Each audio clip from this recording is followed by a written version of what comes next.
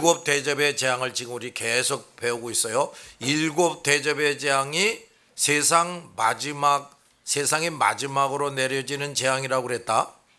알았어? 정신 똑바로 차리고 잘 배워야 돼.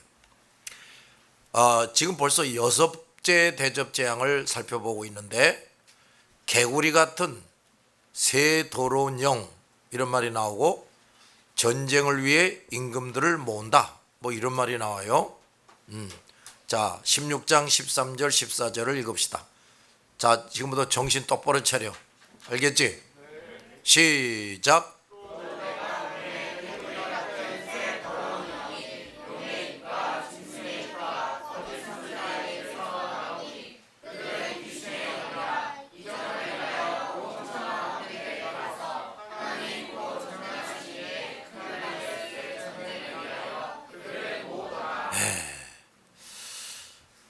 내가 보면 개구리 같은 새 더러운 영이 용의 입과 짐승의 입과 거짓 선지자의 입에서 나온다 그랬어요. 어디서 나와? 용의 입, 짐승의 입, 거짓 선지자의 입에서 나온다. 그들은 귀신의 영이라 그랬어요. 귀신의 영. 개구리 같은 새 더러운 영은 귀신의 영이라. 이적을 행하여 온천하 왕들에게 가서 하나님 곧 전능하신 이의 큰 날에 있을 전쟁을 위하여 그들을 모으더라. 그러니까 하나님과 하나님의 백성들과 이제 전쟁하겠다 이 말이지. 개구리 같은 새 더러운 영이 바로 이제 그런 준비를 한다 이 말이에요. 자, 여섯 번째 대접 재앙은 지금까지 배운 다섯 가지의 재앙과는 성격이 좀 다른 것임을 지난 시간부터 살펴봤어요. 그동안에 있었던 다섯 가지 재앙 때문에 세계는 온통 쓰라림과 슬픔의 도가니가 되고 혼란과 무질서의 세상이 되어버린다. 그런데 하나님께서 여섯 번째 대접 재앙을 저 불신세계의 중심부에 쏟는다. 그래서 어떻게 된 노릇인지 온 세상 사람들이 갑자기 하나가 돼서 하나님을 대적하게 된다는 거예요. 불신자들이 세상 마지막에 최후로 내려지는 여러 가지 하나님의 재앙을 받고서도 회개하지는 않고 더 하나님을 회방한다. 그래서 하나님은 일곱 가지 재앙 중에서 여섯 번째로 그들이 하나로 뭉쳐서 하나님을 향해 최후 발악적으로 대항하도록 허용하신다. 그래가지고 이제 종지부를 찍는다. 끝장을 낸다 이 말이지. 이것은 이제 그들의 생명이 종지부를 찍어야 할 막바지에 이르렀음을 알게 해주는 것이다. 그러나 하나님을 끝까지 대항할 정도로 극도로 악해지고 눈이 어두워진 자들은 자신들의 그러한 불행을 분명히 깨닫지 못하고 최후 순간까지도 하나님을 이겨보겠다고 발버둥을 칠 뿐이다. 그래서 그들은 결국 영원한 저주에 빠져버리게 된다. 정말 하나님이 진노하는 사람이 되면요, 더더 하나님을 대적하고 악하게 굴도록 허용을 해요. 그래서 아주 완전히 멸망에 빠지게 하는 거지. 그런데 13절 14절을 보면 그들이 어떻게 해서 급속도로 뭉쳐져서 하나님을 대항하게 되는가를 또 알게 해줍니다. 자, 13절 14절을 봅시다. 천천히 시작.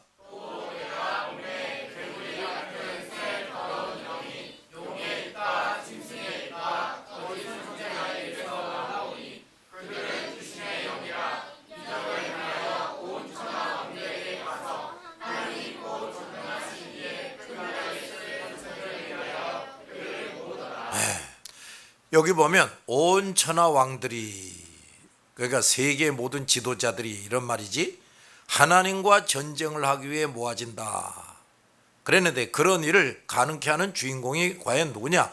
개구리 같은 새 더러운 영이란 말이에요. 자, 그런데 이것이 과연 무엇인지를 14절에 분명히 설명합니다. 귀신의 영이다 그랬어요. 귀신의 영이다. 귀신의 영, 즉 악한 영이 역사에서 세상 모든 세력이 갑자기 하나로 뭉쳐서 하나님을 대항하게 된다 이 말이에요. 다섯 번째 재앙 때 귀신들의 두목인 짐승, 귀신들의 두목인 짐승의 왕좌에 하나님의 재앙이 떨어짐으로써 이 악령 세계가 이미 큰 타격을 입었는데도 불구하고 전에 13장에서 두 번째 짐승이 놀라운 이적을 행하면서 세상 사람들로 하여금 우상에게 절하게 하고 짐승의 표를 받게 했다 그랬죠. 그것처럼 이 여섯 번째 재앙 때에 또다시 놀라운 이적을 행해 보이면서 다시금 흐트러졌던 세상 세력, 자기들이 지배하고 있는 자들을 자기 도구로 사용하기 위해서 하나로 뭉치게 만든다 이 말이에요. 말하자면 하나님의 재앙으로 그 세력이 점점 죽어가는 악한 영들이 마지막으로 최후발악적으로 역사하는 것이다 이 말이야. 최후발악으로 한다.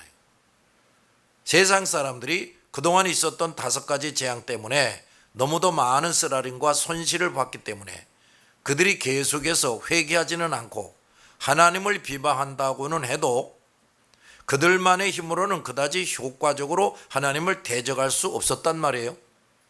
따라서 사탄의 입장에서 볼 때 그동안 자기가 주인 노릇하면서 마음대로 부리던 세상 사람들이 하나님 앞에서 굴복하거나 참패를 당할 것은 시간 문제로 보여지게 되는 거지. 따라서 악한 영들이 마지막으로 총동원이 돼서 실망과 좌절에 빠져있는 세상 사람들을 자극시키고 힘을 불어넣어줘서 전처럼 다시 하나로 뭉쳐서 하나님과 대항하여 싸우도록 한다 이 말이야. 잘 들었냐? 세상 사람들이 이미 여러 가지 재앙으로 지칠 대로 지치고 기진맥진해 있을 때 악령들이 거짓 정도를 또다시 내세워서 놀라운 이적을 행하게 한다. 그래서 세상 사람들이 다시 악령들을 쫓게 하고 다시 그들이 힘을 얻어서 하나님을 대적하게 된다는 말이에요. 아마 이때 그동안 하나님의 재앙을 당하면서 하나님이 두려워지고 이제라도 하나님께 돌아갈까 하는 사람들이 있었다면 이 악령들이 일으키는 이적을 보게 될 때 금방 또다시 악한 마음으로 돌아가서 하나님을 대적하게 될 것이다 이런 말이에요. 무슨 말이냐? 이거 봐. 그 이전에 있었던 여러 가지 재앙들 때문에 수많은 사람들이 죽어가고 아우성치고 먼저 이렇게 됐단 말이야. 그러니까 그들 중에는 야 이거 하나님이 신이 우리를 벌 주는구나. 야 이거 더 비참해지기 전에 하나님께로 돌아가야 되겠다. 이렇게 마음 먹는 사람들이 꽤 있게 되는데 이 악한 영들이 말이야 오히려 더 강력하게 역사해서 아직도 그 사람들은 다 악한 영들이 주인이야. 사로잡고 있어요.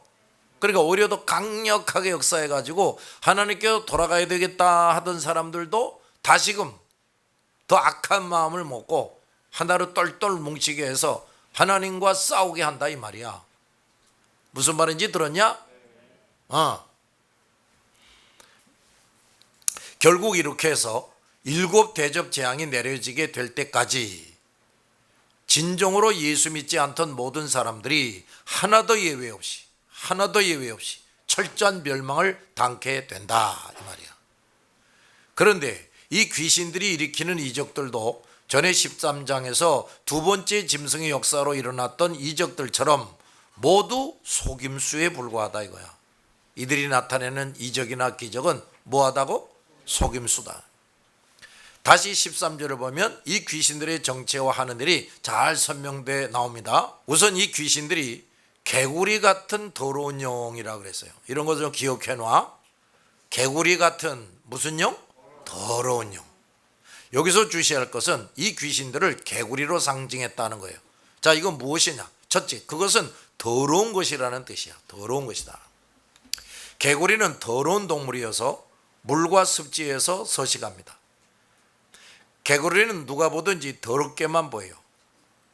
성경을 보면 성령은 비둘기로 비유되고 악령은 개구리로 종종 비유되어 나와요.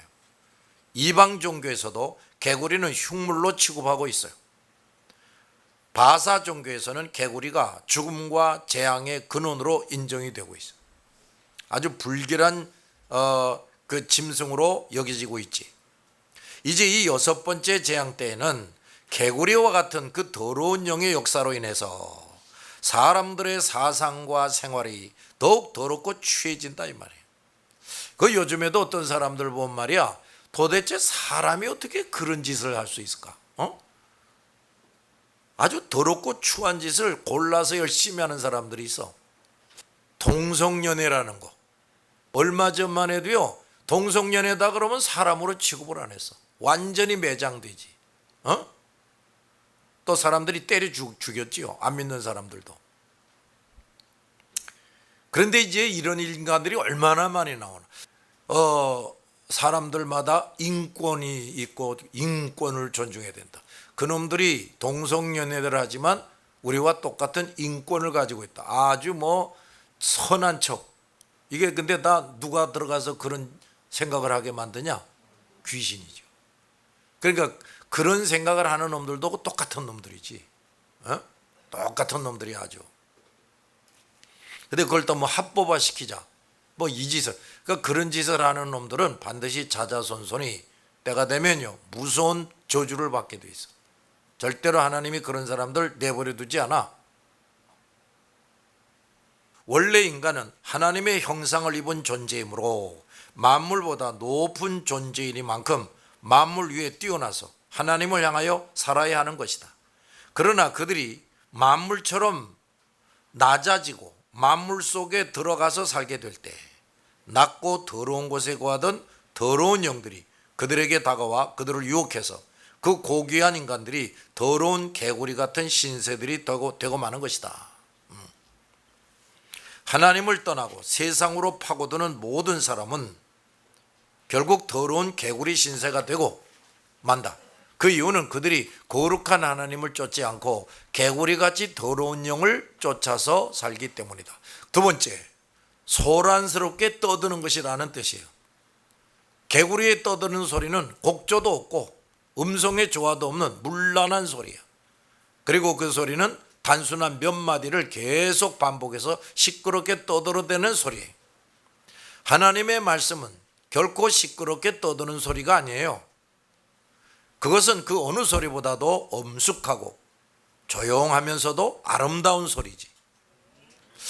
정상적인 인간의 귀에는 하나님의 모든 말씀은 마음을 편안하게 해주는 소리, 엄마의 사랑이 듬뿍 담긴 자장가와 같은 소리, 그리고 아프고 슬픈 마음을 달래주는 참으로 아름다운 음악 소리, 위로의 소리, 또 실망과 낙심에 빠져있는 자에게 격려의 소리, 희망의 소리, 그리고 그 소리는 가장 순수한 아름다움과 향기로움을 가득 담은 그런 소리로 들려진다. 그러나 하나님을 싫어하고 대적하는 악한 자의 귀, 하나님을 싫어하고 대적하는 악한 자의 귀에는 하나님의 소리가 시끄럽고 귀찮은 소리로 들리고 나무라고 책망하는 소리로만 들린다. 이것은 중병이 시달리고 있는 환자의 귀에는 아무리 아름다운 음악 소리도 귀찮고 시끄럽게 들려지는 것과 같다. 그런데 이런 악한 자의 귀에는 악령이 떠드는 단순한 소리는 듣기가 좋아. 달콤한 소리로 들려져요. 그 우상종교들의 그 음악을 보면 말이야, 그 참 단순해. 또 우상을 섬기는 그런 족속들이 만든 악기들, 그 다음에 그들이 만든 음악들, 그게 뭐 전통적인 뭐 음악이니 전통적인 악기니 이렇게 말을 하는데, 그 악기 자체도 말이에요, 소리를 그 몇 가지를 내는 악기야. 다양한 소리를 내질 않아. 그리고 그들이 만들어서 부르는 노래도 보면 아주 너무 단순해. 우리가 이렇게 들으면 하나도 아름답게 들리질 않아. 그렇더라고요. 악령의 소리는 단순하게 떠드는 소리이다. 하나님의 말씀 하나하나에 대해서 아니야, 거짓말이야, 아니야, 거짓말이야 하고 계속해서 떠드는 소리. 개굴, 아니야, 거짓말이야, 아니야, 거짓말이야, 믿지 마. 이러는 것 따라 마귀 귀신에게 사로잡히면 이제 그렇게 되는 거야. 그래서 이제 어제 열심히 전도해가지고 이제 교회 나왔어요. 뭘 많이 들었어요. 들으면서 그래도 뭔가를 깨닫고, 내가 참 한심한 놈이었구나.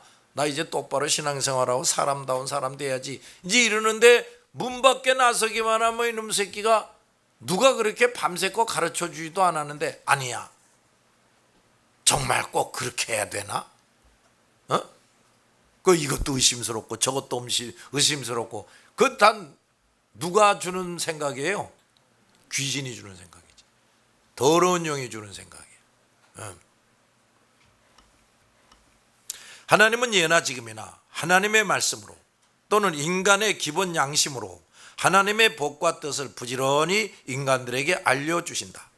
그러나 이 더러운 개구리와 같은 악령의 소리에 귀를 기울이는 사람들과 나라들이 많아짐으로써 예나 지금이나 더럽고 추악한 인격을 가지고 생활하면서 소란을 일으키고 살생과 추악한 짓을 일삼는 무리들과 나라들이 많이 나타나는 것이다.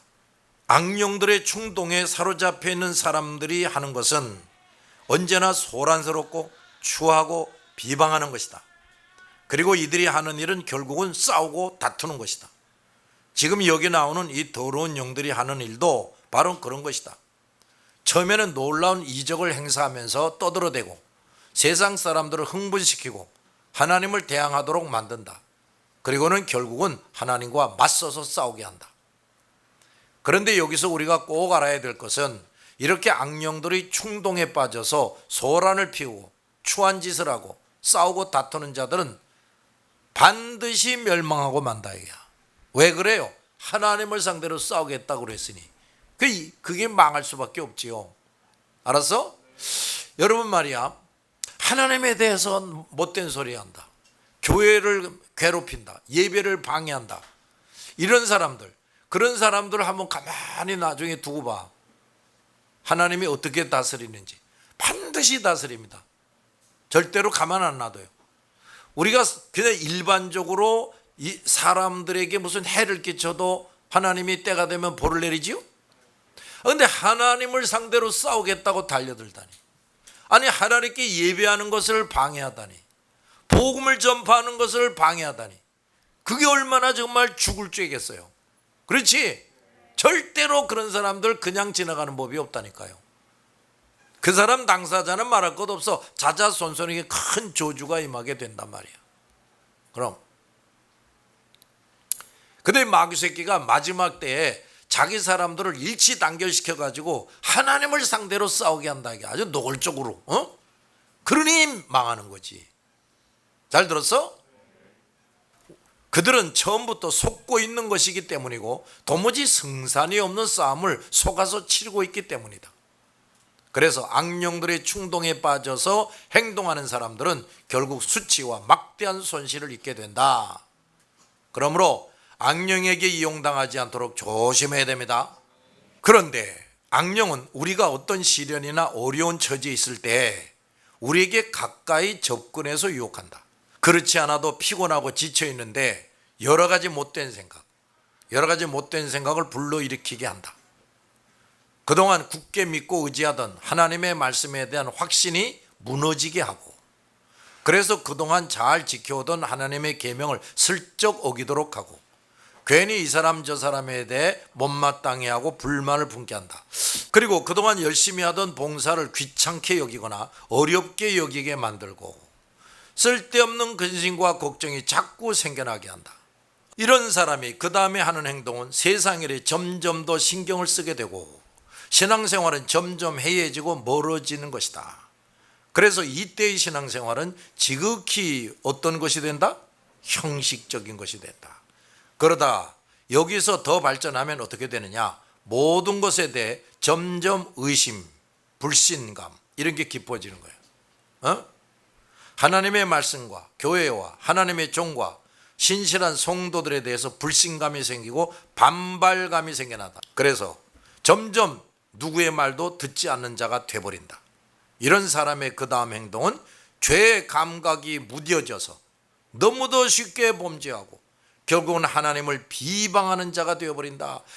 여기 계시록 16장 13절 이하도 보면 사람들이 피곤하고 지쳐있을 때 더러운 영들이 그들에게 접근해서 교묘하게 역사하고 있는 것이다. 그래서 세상 사람들이 하나님과 그 진리에 대해 더 불신하게 만들고 결국은 끝까지 하나님을 비방하고 대항하게 만드는 것이다. 자, 이 더러운 용도를 조심해야 됩니다. 알았어요? 이것들은 밤낮 가르지 않고 우리 주변을 맴돌면서 틈탈 기회를 찾고 있다고요. 그래서 15절에서는 우리가 깨어 있어야 한다고 특별히 말씀하고 있는 거야. 뭐 해야 된다고? 깨어 있어야 된다고. 시편 4편 4절을 보면 너희는 떨며 범죄하지 말지어다. 자리에 누워 심중에 말하고 잠잠할지어다 그랬어요. 죄를 범치 않기 위해서 두려워 떨라는 말이야. 그리고 밤에 잠자리에 누웠을 때에도 조심스럽게 생각하고 결코 많은 말을 하거나 섣불리 말하지 말라는 거예요.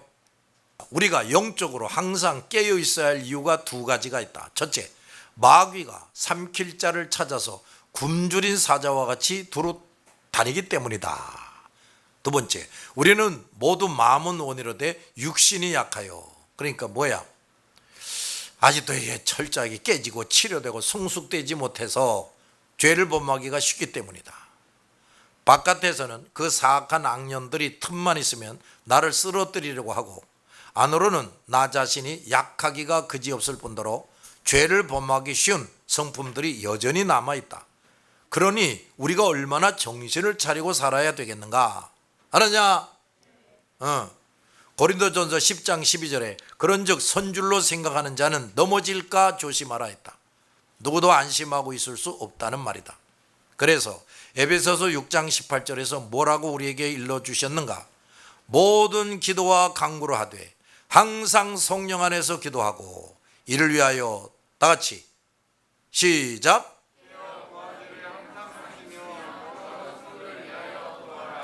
뭐 하기를 항상 힘쓰라고? 깨어 구하기를. 그리고 여러 성도들을 위하여 구하라. 왜 그렇게 하라는 거예요? 성도들도 절대로 시험에 빠지지 않아야 되니까. 알았지? 기도가 없거나 부족한 성도는 이것저것 볼 것 없이 시험에 들었거나 들어가는 사람이다. 기도가 불성실하다는 것은 그의 신앙생활이 온전치 못하다는 증거다. 여러분 중에 나는 아무래도 기도가 부족하다고 여겨지거나 기도하기가 어렵게 여겨지고 귀찮게 여겨지는 사람이 있다면 이미 영적으로 병들어 있음을 속히 깨달아야 합니다. 영적으로 건강한 사람은 기도하지 않고는 견딜 수가 없어요. 그래서 이런 건강한 신자를 통해 열매가 맺혀지게 된다. 기도하지 않는 성도는 결코 열매다운 열매를 맺지 못한다. 아멘. 그리고 우리가 기도에 대해서 결코 몰라서는 안 될 말씀이 마태복음 26장 41절이다. 시작. 시험에 들지 않게 깨어있어 기도하라. 이 말씀은 간단하지만 참으로 중대한 의미들을 깨우쳐 준다. 우선 첫째, 기도하지 않으면 뭐에 든다? 시험에 든다는 거예요. 시험에 든다.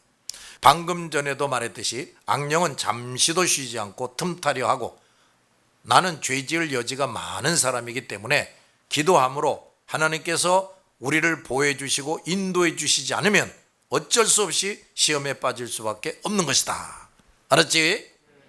그래서 기도가 없거나 부족한 사람은 시험에 빠져 있거나 빠져가는 사람인 것이다. 기도를 부지런히 하는 성도는 여러 가지 유혹이나 시련을 당해도 거기에 지지 않고 이긴다. 혹시 이기지 못해서 범죄했을지라도 기도하는 사람은 즉시 뭐해? 회개할 줄 알아요. 즉시 깨닫고 회개하게 되므로 그만큼 더 빨리 성숙하고 다듬어진다. 그래서 이런 사람은 하나님으로부터 은혜와 능력을 더 빨리 더 많이 받아 누리는 사람이 된다. 그러므로 기도를 부지런히 하는 사람이 복 있는 사람이요 믿을 만한 사람이다. 이런 사람이 교회와 가정에 많아질 때 교회나 가정이 성장하고 발전하고 구실을 합니다. 자, 오늘은 여기까지. 기도합시다.